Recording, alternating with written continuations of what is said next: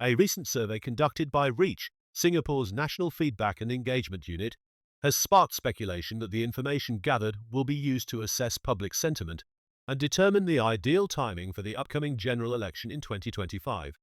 Members of the public have informed TOC that they recently received an SMS from REACH, an agency under the Ministry of Digital Development and Information.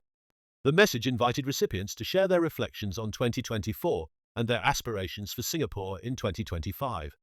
As a token of appreciation, 1,200 eligible respondents will be randomly selected to receive a 5 Singapore dollars NTUC Fair Price e-voucher within 4 weeks after the survey closes on 27th December.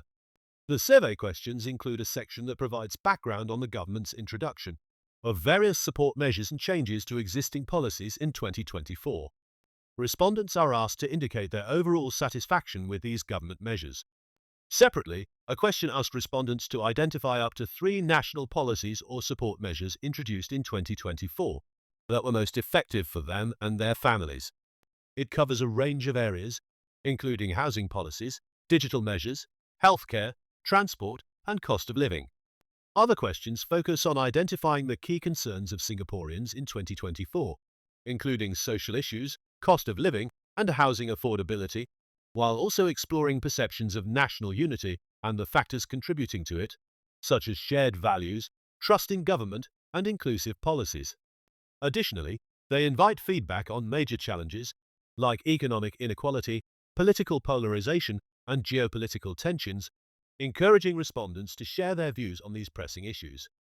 Notably, the survey also gauges the level of confidence in the leadership of the 4G government and whether respondents feel that the government cares for Singaporeans.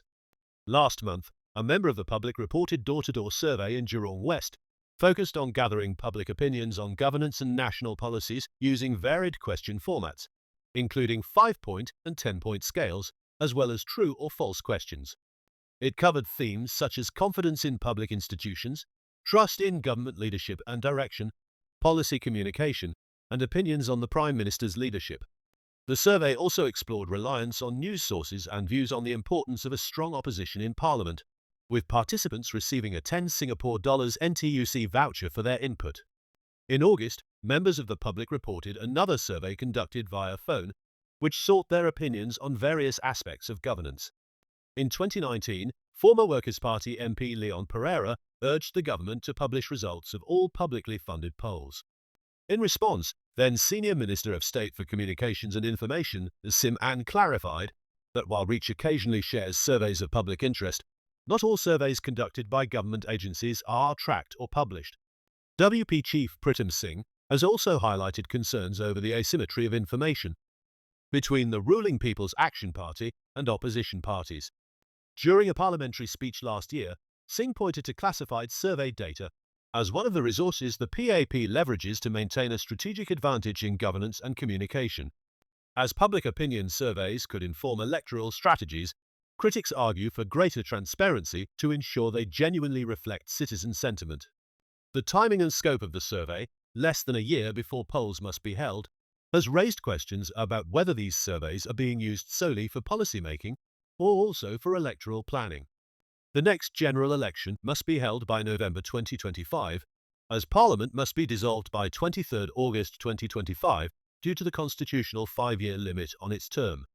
According to the Constitution, a general election must be held within 3 months of Parliament's dissolution. TOC has heard speculation that the formation of the Electoral Boundaries Review Committee could be announced before the first sitting of Parliament in January next year.